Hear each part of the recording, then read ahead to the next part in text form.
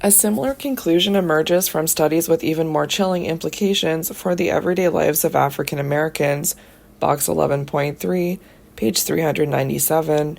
This research was inspired by the tragic death of Amadou Diallo, a black West African immigrant who in 1999 was shot 19 times by police officers who later said they thought, incorrectly, that he was reaching for a gun, a tragedy echoed in many of the shootings of African Americans that have given birth to the Black Lives Matter movement. In these studies, participants watch a video game in which, at unpredictable moments, a target individual, sometimes white, sometimes black, pops up out of nowhere holding either a gun or some other object. 2002. Participants are instructed to shoot by pressing one key if the person is holding a gun, and to press a different response key if he is not. Because participants are instructed to respond as quickly as possible, they are bound to make occasional mistakes, and, as Figure 11.9 shows, they tend to treat black and white targets differently. In this study, participants made both types of mistakes, shooting an unarmed target and not shooting an armed target, equally often when the target individual was white. But for black targets, participants were much more likely to make the mistake of shooting if the target was unarmed than failing to shoot if the target was armed. This effect is especially pronounced when the background, for example, on a darkened street, is itself threatening, and when the black individuals depicted in the video game have more stereotypical African features. Notably, the same effect was obtained in a follow-up experiment with African American participants. This effect has also been observed in participants' decisions about whether to shoot men or women wearing an Islamic headdress. 2008. Prolonged experience with these sorts of shoot-don't-shoot decisions, either through laboratory exposure or real-world police training and experience, seems to diminish the tendency to shoot unarmed blacks more than unarmed whites, but the reaction time differences, faster to decide to shoot an armed black person and not to shoot an unarmed white person, tend to persist. Figure 11.9, Automatic Stereotyping and Prejudice. Participants were shown images of an armed or unarmed individual who appeared suddenly on a computer screen. They were told to respond as quickly as possible by pressing one button to shoot an armed individual and another button if the individual was unarmed. Okay, so it's a side-by-side bar graph with two sets of bars. On the x-axis is unarmed targets as one category, and armed targets is the other category. The y-axis is the average number of mistakes per 20 trials from 0 to 3.5, and the sets of bars correspond to the white stimulus person and the black stimulus person. So you can see that a mistake on an unarmed trial involved shooting when one should not have, and participants did so more often for a black target than a white target. Okay, so when you look at unarmed targets for 20 trials, when it's a black stimulus person, the average number of mistakes is about 3.25 when they're unarmed and you shoot them anyway. And for the white stimulus person, the average number of mistakes per 20 trials is only 2.5 instead of 3.5 when they're unarmed targets.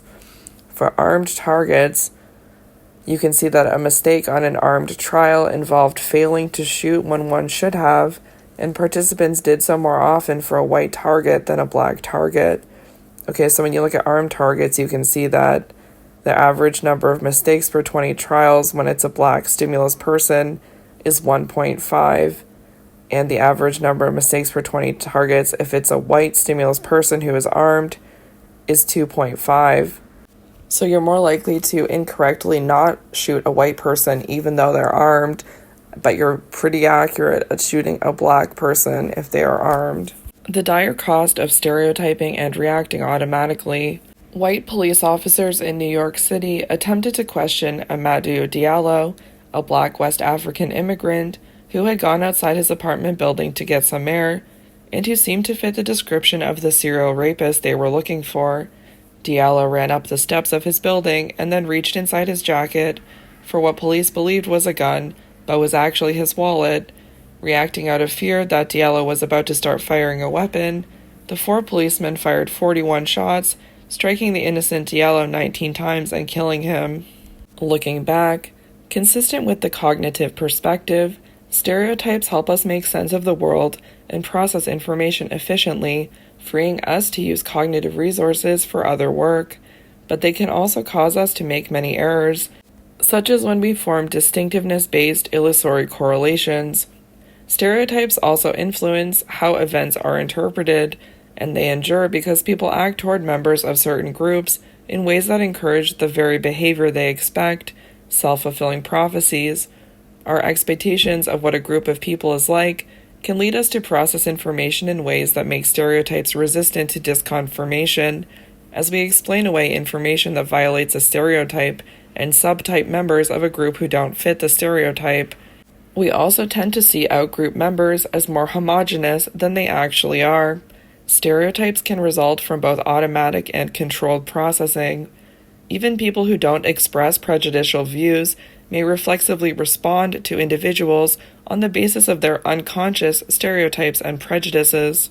Being a member of a stigmatized group.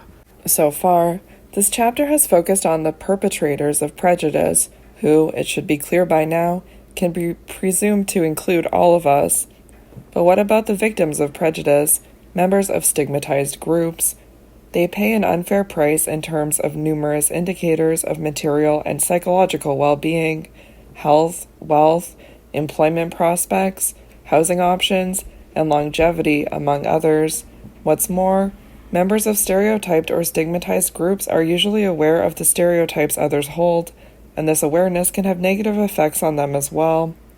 These effects include increased stress, diminished psychological well-being, greater incidence of diseases such as hypertension and diabetes, and greater engagement in unhealthy behavior such as smoking, poor nutrition, and missing doctor appointments. We focus here on 3 burdens that come from knowing others might be prejudiced against one's group: attributional ambiguity, stereotype threat, and the psychological costs of concealing one's identity. Attributional ambiguity. To function effectively, people need to understand the causes of events happening around them, but this understanding is threatened for members of stigmatized groups because they can't always tell whether their experiences have the same causes as those of members of the in-group or the majority, or whether their experiences are instead the result of prejudice. They suffer from attributional ambiguity, not knowing the underlying causes of what they experience. Did my office mate get the promotion instead of me because I'm Latino? Would the state trooper have pulled me over if I were white? Questions like these can be distressing even when it comes to positive outcomes. Did I get that fellowship because I'm African American? When someone has to wonder whether an accomplishment is the product of an affirmative action policy, it can be difficult to completely own it and reap the full measure of pride it would ordinarily afford. In one study that examined this type of attributional predicament, African American and white students received flattering or unflattering feedback from a white student in an adjacent room, 1991. Half the participants were led to assume that the white student could see them through a one-way mirror, and half thought they couldn't be seen because a blind covered the mirror. Whether or not they could be seen had no effect on how white students reacted to the feedback, but it did affect how black students reacted. When black students thought the other person could not see them, and therefore didn't know their race, their self-esteem went down from the unflattering feedback and was boosted by the positive feedback. When they thought the other person could see them, in contrast, their self-esteem was not injured by the bad news, presumably because they did not know whether to attribute the negative feedback to their own failings or to the other's prejudice, nor was it enhanced by the good news, presumably because they did not know whether to attribute the positive feedback to their own skill or to the other's condescension. This study indicates that members of stigmatized groups live in a less certain world, not knowing to what cause they can attribute their experience. Box 11.3, Focus on the Law. Stereotypical facial features and the death penalty. The election of Barack Obama as the 44th President of the United States highlights the often ambiguous nature of race. Although the child of a white mother and black father, Obama is most always referred to as the first African American president, not the first biracial president. This is no doubt a legacy of the one-drop rule. Historically, individuals were considered black if they had any trace of black ancestry at all. Various southern states used this standard to back the notorious Jim Crow laws that enforced racial segregation and restricted the rights of blacks. But now that society has moved beyond the one-drop rule, we are left with the difficult issue of who counts as black, white, Asian, Hispanic, and so on. Indeed, many biologists question whether racial categories make any sense at all. That is, whether race really exists. 2003. The psychology behind the one-drop rule notwithstanding, race-based judgments about others often differ in intensity depending on how much a person's physical features conform to a stereotype. African American faces, with more stereotypically African features, darker skin, fuller lips, more flared nostrils, elicit prejudiced reactions more readily than faces with less stereotypical features. Furthermore, both black and white individuals with more stereotypically African features are assumed to have traits associated with common stereotypes of African Americans. In the most consequential manifestation of this tendency, both black and white convicts with stereotypically African features tend to receive harsher sentences than those with less stereotypically African features, 2004, and blacks accused of capital crimes are more likely to end up on death row if they have stereotypically African features. Moreover, testifying to the utility of the motivational perspective on stereotyping and prejudice, people are more likely to categorize ambiguous faces as black when they are primed with thoughts of economic scarcity. Stereotype threat.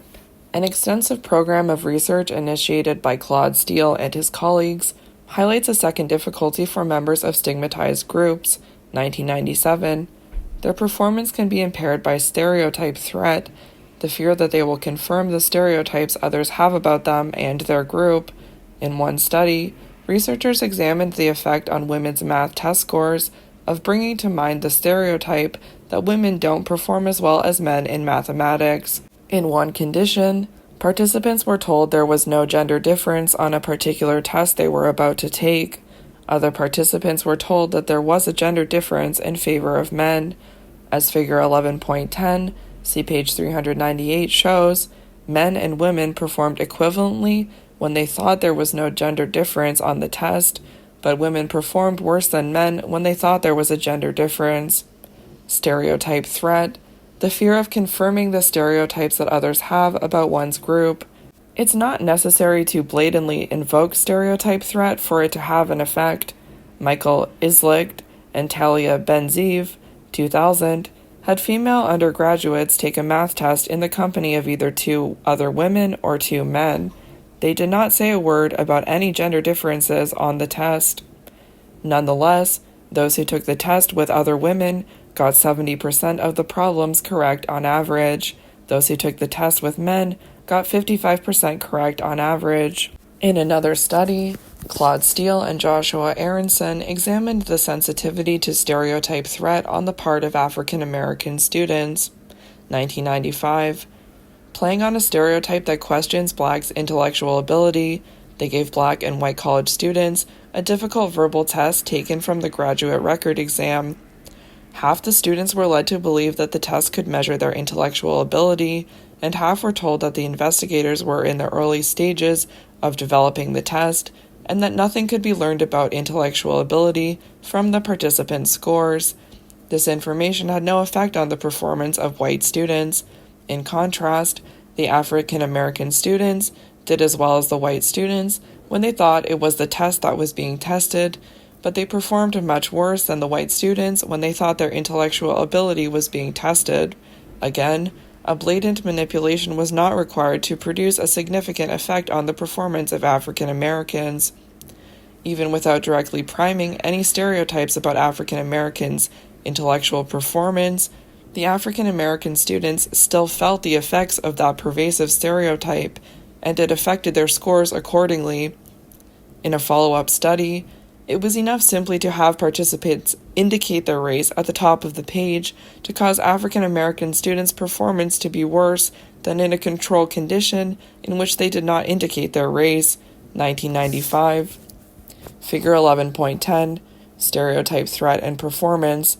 This study shows the performance of men and women on a math test when they thought the test tapped gender differences and when they did not. Okay, so it's a side-by-side bar graph. On the x-axis is characterization of the test. One category is no gender difference. The second category is gender difference. And on the y-axis is test scores from 0 to 30. And one set of bars is men, and one set of bars is women. So you can see when the test was described as one that yields gender differences, it aroused stereotype threat among the female participants, and their performance dipped.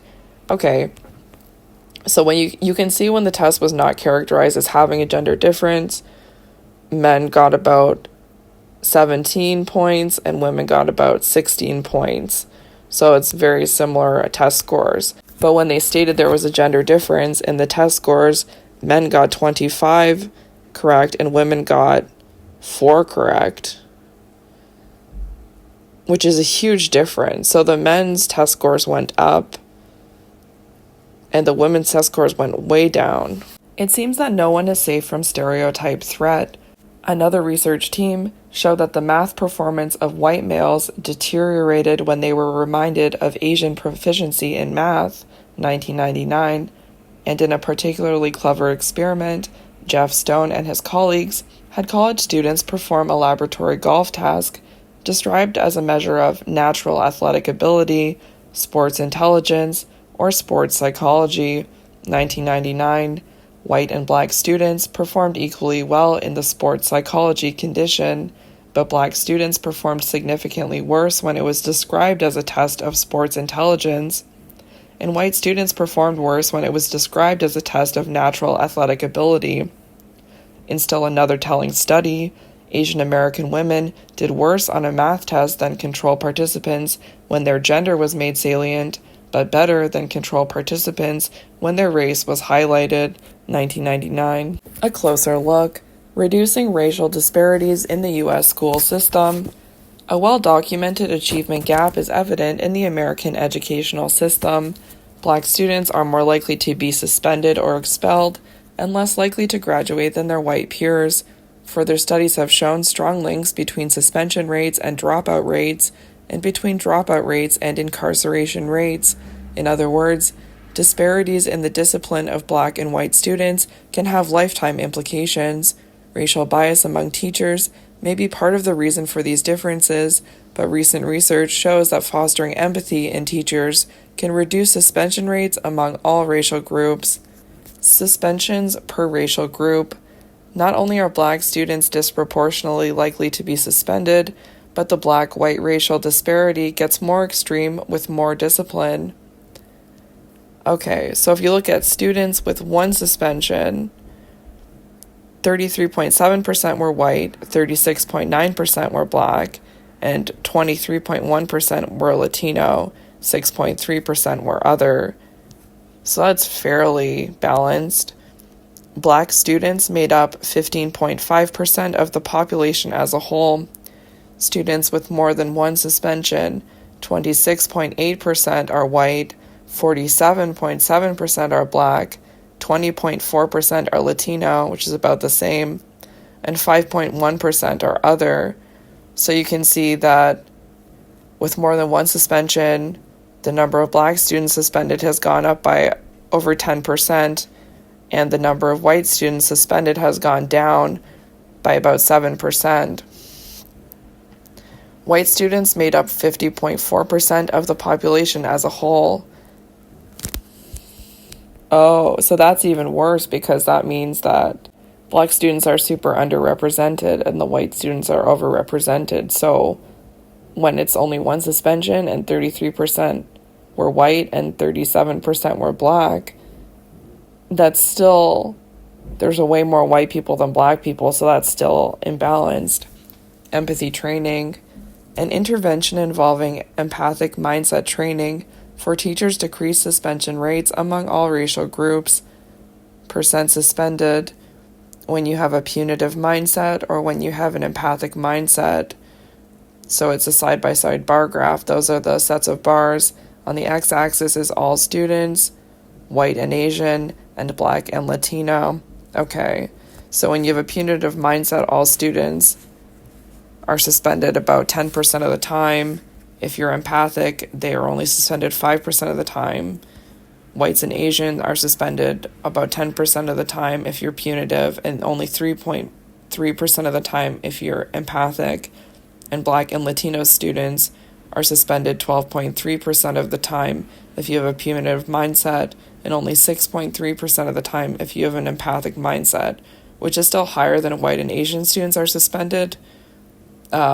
Twice as high, but it is half as high as if you have a punitive mindset, so that's significantly better.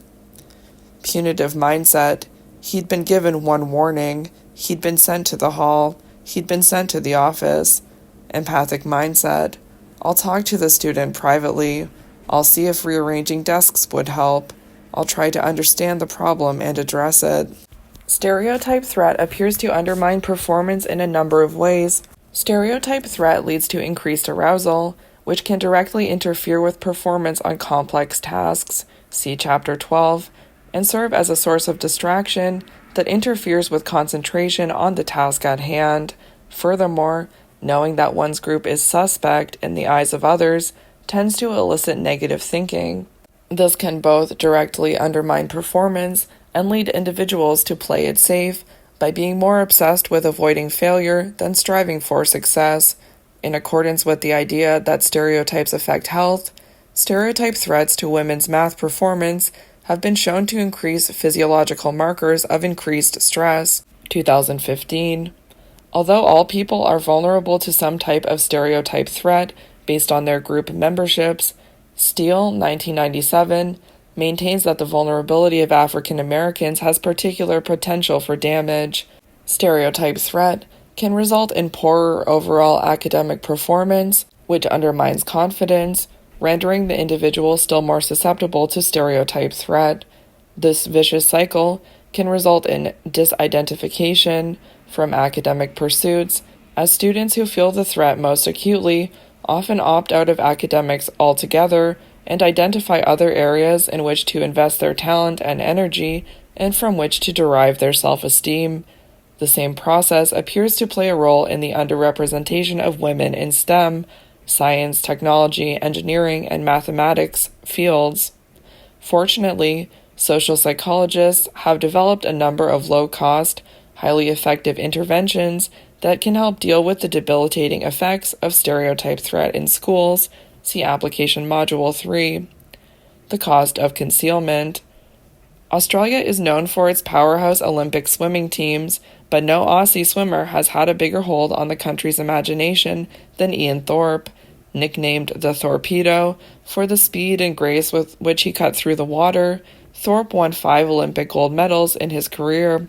Throughout his career, Thorpe was dogged by rumors that he was gay, rumors he steadfastly denied. You know, I'm a little bit different to what most people would consider being an Australian male. That doesn't make me gay. I mean, I'm straight, so people want to claim me as part of a minority group and put labels on you, and that's not what I'm about, and I don't understand why people are like that. 2002. After retiring from swimming, however, Thorpe announced during a television interview that he was in fact gay. Sadly, Ian Thorpe's experience is not unusual. Members of stigmatized groups throughout history have often felt compelled to hide their true identity.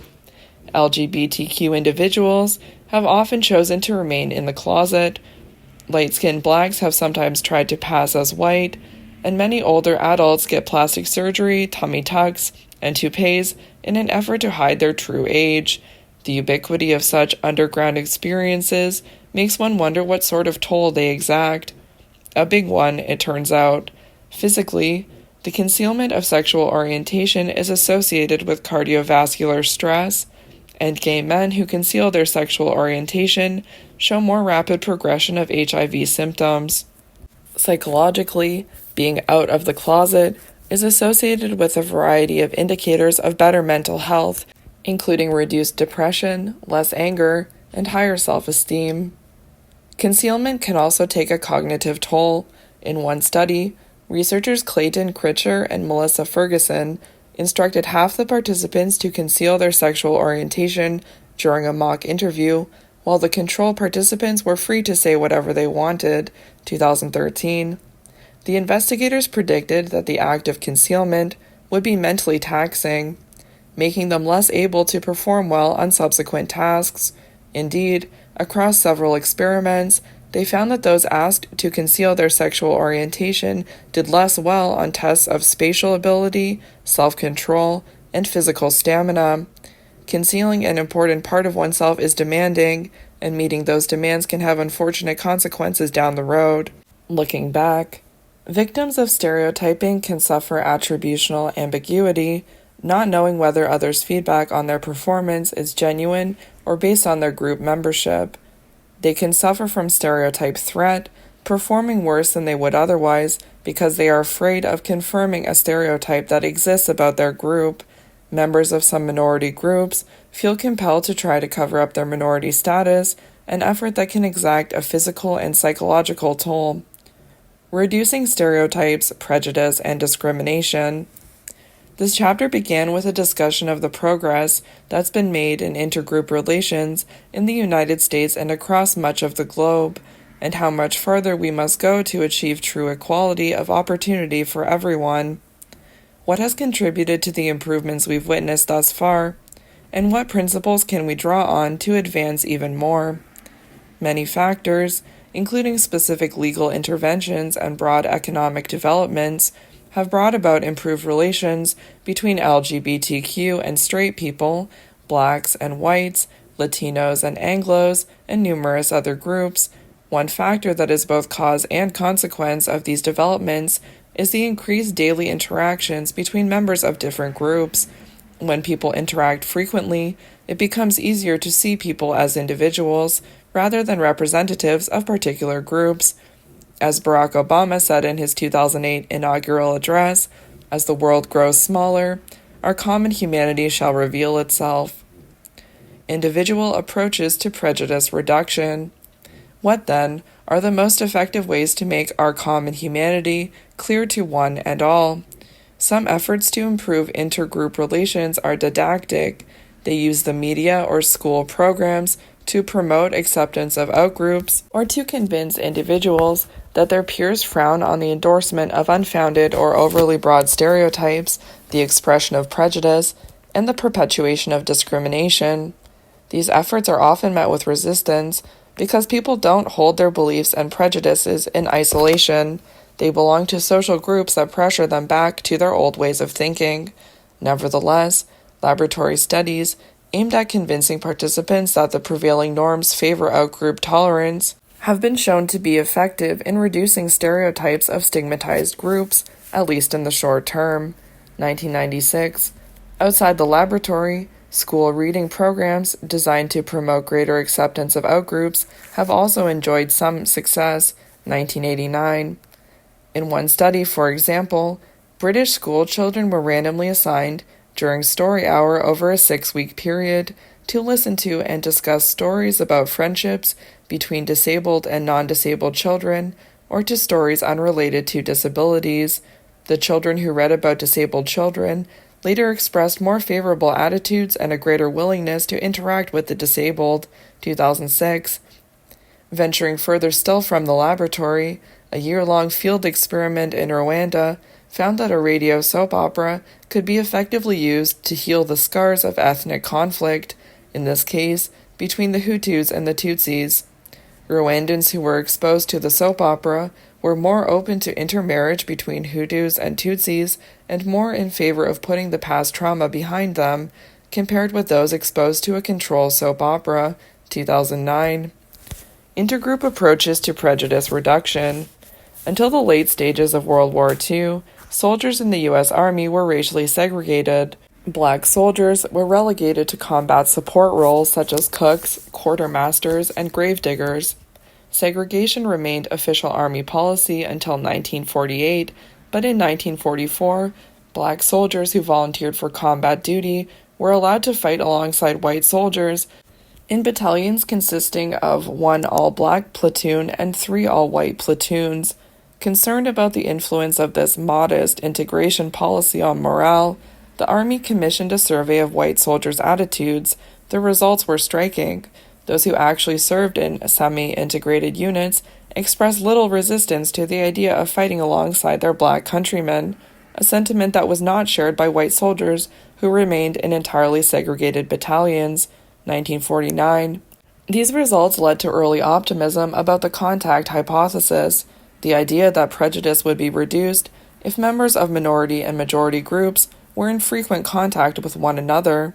But it turns out that simple contact between different groups is not a magic solution to the problem of intergroup conflict. Numerous studies examined the effect of the U.S. Supreme Court's desegregation decision in Brown versus the Board of Education of Topeka, 1954, on race relations in American schools, and the results were not encouraging. One review of the literature found that a majority of the studies observed an increase in prejudice after schools were integrated. 1986. Contact hypothesis, the proposition that prejudice can be reduced by putting members of majority and minority groups in frequent contact with one another. Not an encouraging finding, to be sure, but given what we learned from the Robbers Cave study, not a surprising find either. After all, simply bringing the Rattlers and Eagles together did not reduce the animosity between the two groups, as that study suggested and subsequent research has confirmed. Contact between different groups is likely to be more positive and more productive if certain conditions are met.